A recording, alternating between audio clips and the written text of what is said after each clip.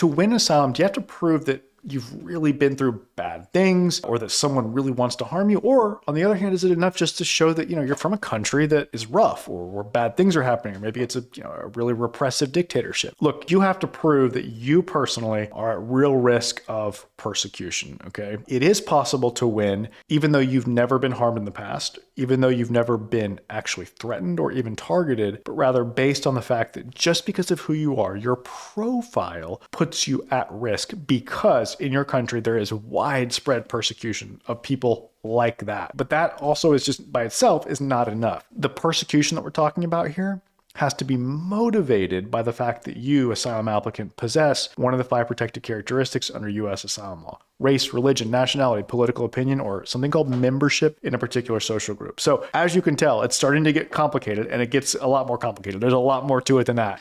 So look, anyone who's afraid of being harmed in their country and you're an immigrant in the United States, talk with an asylum lawyer, explain your situation, let them ask you questions to get information they can use to help explain to you, whether you have a real chance of winning possibly, and just explain how it works. All right. That's what I think.